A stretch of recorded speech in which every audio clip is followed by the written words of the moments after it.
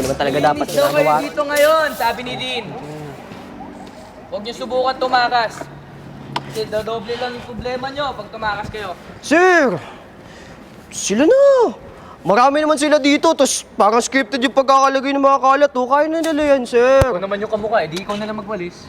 Ikaw, wala ka na nga mata, nakikisagot ka pa. Sir, dali na, sa atin lang. Makakalabas ako dyan sa gitno, kamukha naman kita eh. Sige na, sir! Kamukha, mas pogi ako sa'yo, no? Oy, sir, lamang ka lang ng konting hilo. Ano ba sabon mo? Para bigyan mo ako. Uy, maglinis ka na lang.